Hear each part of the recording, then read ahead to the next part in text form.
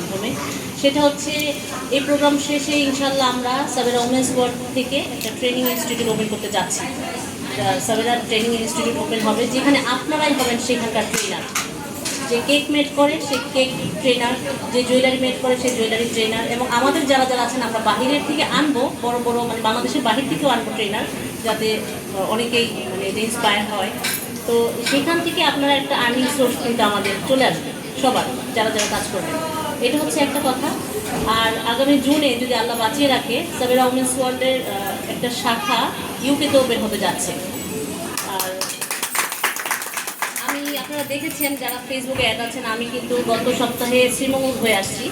সেখানে শ্রীমঙ্গলে আমাদের দুইটা খুবই মানে সেই লেভেলের দুইটা নেত্রীকে ওখানে আমরা রেডি করে রেখে আসছি, যে ওখানকার যে সাপোর্টগুলো তারা দিবে। যেমন চা পাতা নিয়ে আমরা কাজ করব। এখানে আমাদের চায়ের গ্রুপের প্রেসিডেন্টও কিন্তু আছে, তাদেরকে বলবো যে চায়ের গ্রুপে যে প্রেসিডেন্ট আমাদের শামীম ভুইয়া, চা যত রকমের মানে চা পাতা লাগবে সব কিন্তু আমাদের সাবেরা ওমেন্স ওয়ার্ল্ড থেকে যাবে। তো চা নিয়ে আমরা কাজ করছি, ওখান থেকে অথেন্টিক চাটা সে একদম মানে বাগান থেকে আমাদের সেটা আসবে, আপনারা সবাই সেটা নিতে পারবেন সাবেরা ওমেন্স ওয়ার্ল্ডের মাধ্যমে।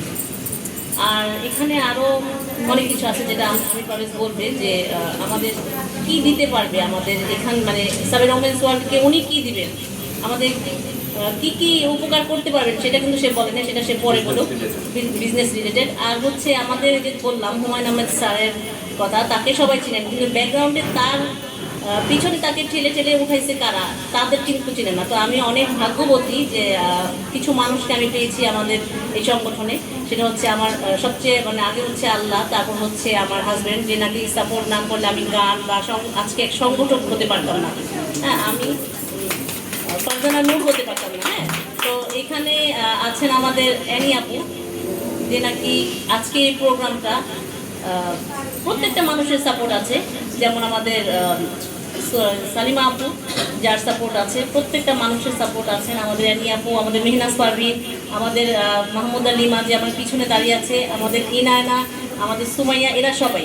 কাজুরি আপু আসছেন, এই তো আমি দিতাম, তার আগেই তার বক্তব্য হয়ে গেল।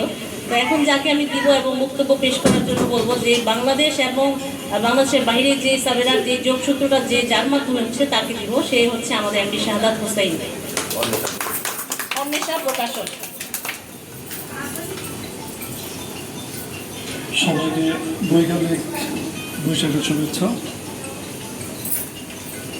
আমি আমার পরিচয়টা দিয়েছে, আসলে আমি মনে করি যদি আমি পাবলিকেশন সেক্টর থেকে এগিয়ে এসেছি এবং আমি যেটা ভাবি বা মনে করি, আমি নিজেও একজন উদ্যোক্তা। তিনি হিসেবে উদ্যোক্তা। আমাদের পারিবারিক যে ব্যবসা সেটা ছিল কাপড়ের ব্যবসা ইসলামপুর। আমার বড় ভাই বা অন্যান্য ভাইয়েরা এই ব্যবসার সাথে জড়িত এবং আমার বাবা। আমি কিন্তু পড়াশোনাকালীন সময়ে সেখান থেকে বেরিয়ে এসেছি, অর্থাৎ কাপড়ের ব্যবসা আমি গিয়েছি কিছু সময়, কিন্তু সেই ব্যবসাটা আমাকে টানেনি। আমি সহযোগী আমি পাবলিকেশন দিয়েছি এবং দিতে গিয়ে আমি যেটা করেছি, আমি আমার পরিবার থেকে টাকা নিইনি। আমি আমার বন্ধুবান্ধব, আমার নিজের কিছু সঞ্চয় সব মিলে সেই সময় আমার কাছে সর্বোচ্চ 80,000 টাকা ছিল। এটা নিয়েই কিন্তু আমি আমার ব্যবসা শুরু করেছি এবং 2 বছরের মধ্যে আমার সমস্ত টাকা শেষ, মানে আমি আবার জিরো হয়ে গেছি। আমার মানে যা পুঁজি ছিল সেটা গিয়েছিল।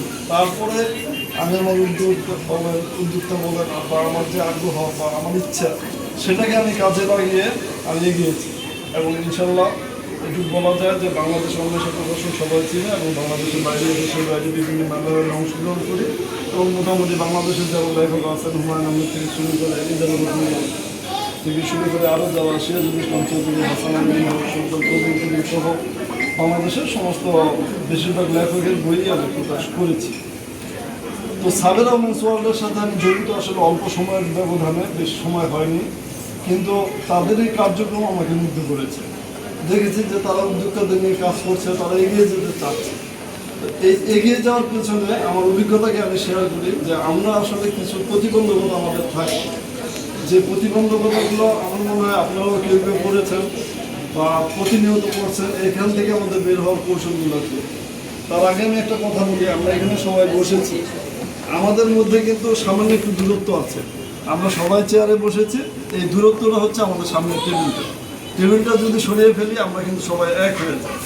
যাই হোক, পানি বা অন্য কিছু রাখার জন্য আছে, তবে যদি প্রয়োজন পড়ে এটাকে সরিয়ে ফেলে আমরা আমাদের কথাগুলো চালিয়ে যেতে পারি। যাই হোক, প্রোডাকশনের ব্যাপারে বলতে গেলে ধরেন আমরা